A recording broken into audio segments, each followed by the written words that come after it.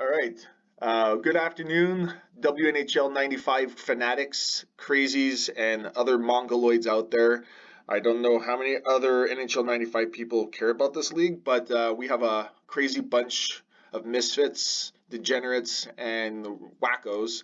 For the first segment of the dark side of 95, we have Derek Sutton, his hanger for Discord, and we're going to ask him some questions of what led him down this wonderful path of finding online NHL 95 and some things about himself to see that maybe everybody can get to know each other a little bit better. So, welcome to the segment, Derek.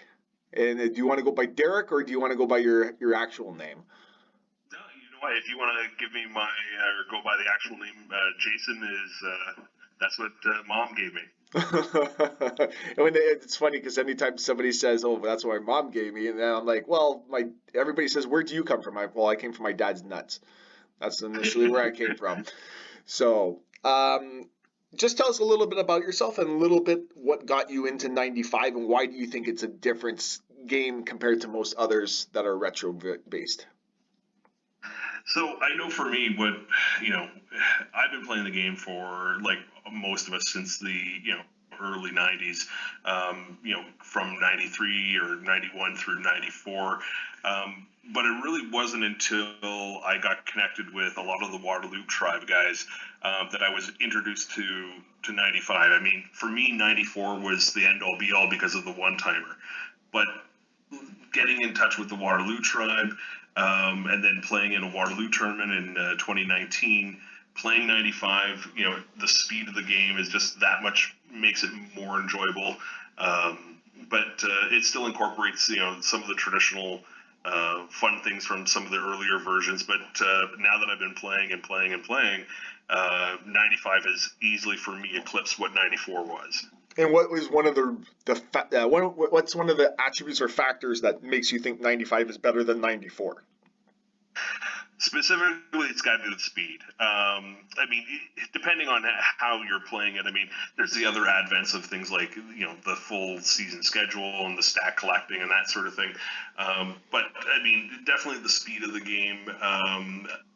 Also, as I've been playing more 95, having the ability or learning the skill of playing with a manual goalie has also given the game a new element that wasn't there before when I was playing it back in the old days, and even more recently on different retro gaming systems and such. So definitely for me, the speed and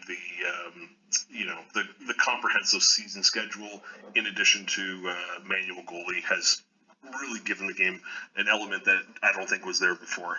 Okay, good answer. The best thing that I can ask about it is introduce the team that's going to be joining season 4, what the logic is behind it, and what do you expect from your team going into season 1 for your team? All right. Well, coming up in season 4, I am very proud to be the representative and general manager of the Hamilton Mustangs. Some of you may recognize this team from a little-known 1986 movie called Youngblood. If you haven't seen it, definitely go out and see it. It's worth 90 minutes of your time. It was a movie that I grew up with as a kid. Had actually quite an impressive cast, not just the star Rob Lowe. Our good friend Patrick Swayze is also in there, and then there's even some smaller cameos from Keanu Reeves as the goalie, and including actual NHL players that are still in our game that we're playing. Both Peter Zezel and Steve Thomas were also in the movie as well. So for me, my love of Swayze, my love of the movie, and the fact that Hamilton is somewhat close to my home base, to me it was a perfect opportunity to bring that team back to life. Perfect. So don't put baby in the corner. No, that's not the Swayze that I'm talking about. I know, but I'm just saying. We're talking about real Swayze. I know. It was funny too because Segathon had started his he has these custom not custom. They have their annual tournament and it's always theme related, and the one that they just had was Patrick Swayze related. So I actually fell upon Roadhouse and the one that you just had mentioned as well. So I watched them and I was just like, looking back at it now, like I wish I had watched them when I was younger to kind of give a better appreciation, but they're still classics in my eyes, nonetheless. Yeah, absolutely. So, given what your team's going to be positioning itself into, if since you're an expansion team, is there one team in the league that you would like to be your rival, and why? Yeah, so it's an interesting question and not an easy one to answer. Obviously, at this point, having only really played exhibition matches against a couple of the guys, it's tough to say. Do I have a natural rival? Unfortunately, some of the guys here locally from the Warloo tribe, they're going to be in some of the other upper tiers, at least to begin with, anyway. While I still get my feet wet. But if I had to put a name on at least one or two teams that I feel I have some element of rivalry with, one would definitely be NIU. That 3 game competition that we had to take over Ugandan. 3 1-goal games, all of them going down to the wire.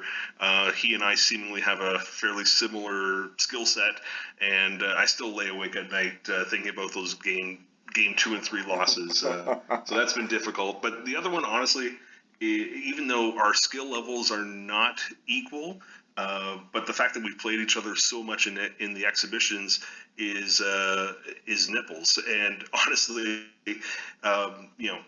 playing him late on a Saturday night after he's had a few is a little bit more competitive. I seem to get a little bit better. He seems to get a little bit worse.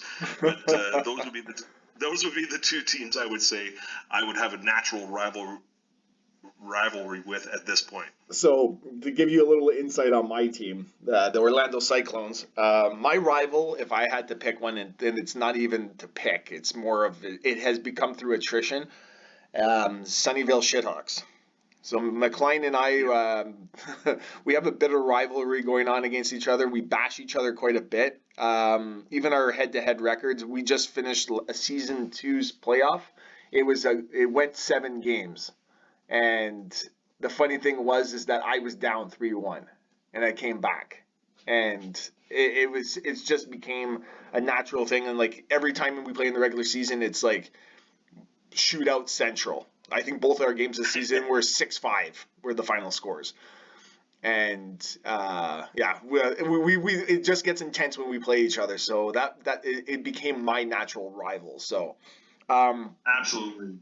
so And honestly, that's what I'm looking forward to with this upcoming schedule, and the higher amount of interdivisional games. I think that's only going to just naturally create more rivalries between the players. So I think kudos to you on how you set that up. That was excellent. yeah. So in the last question we're gonna have is there anything in the league that you would want to see happen from now to the beginning of season 4 or potential future seasons? Uh, tough question, as because I haven't even played a season as of yet. But um, you know, perhaps I guess maybe the one thing that could be done is because we get into situations like you guys are in now at the end of season 3 where looks like 2/3 of the league are basically at their max games. Maybe they've got half a dozen or so left, and then there's a few stragglers who are on the shit list in terms of getting their ass in gear. But it may be something that would fill the time in between when people are getting those last games in and the start of the playoffs, is having some sort of March Madness type elimination tournament, something quick and easy, something that you don't need to spend hours building spreadsheets, something where you could just say, okay, you've got the 1 seed here and the 8 seed here, and those teams just you play a best of 3 or whatever it is, or even single elimination, and just something to kind of fill the time, rather than just playing exhibitions against the same guys who seem to be on all the time. Perfect. So other than that, so that's our question period for WNHL's 95 Dark Side of 95 with Derek Sutton, or AKA Jason. Thanks for having a few moments to put your time aside, and good luck. Sorry, Ultra. If I could just say one thing though. Sure. Just real quick, I wanted to give a special shout out actually to Dinkelberg. I know he was doing, he's dealing with some stuff and some things are happening. But you know what? He was really one of the first guys that kind of embraced me, and I played a lot of exhibition games against Dinkelberg. So hopefully, whatever's happening, things work out, and hopefully we can get him back in the league for season 4 or 5 or whenever he's able to. So I just wanted to throw that out to him. Sounds good. Thanks, man. So everybody, if you're wanting to have your interview done, follow in the steps of Jason or Derek Sutton, and we can move from there. So good luck in the rest of your seasons, and good luck to you, Derek, in season 4. Thanks, man. You too. All right.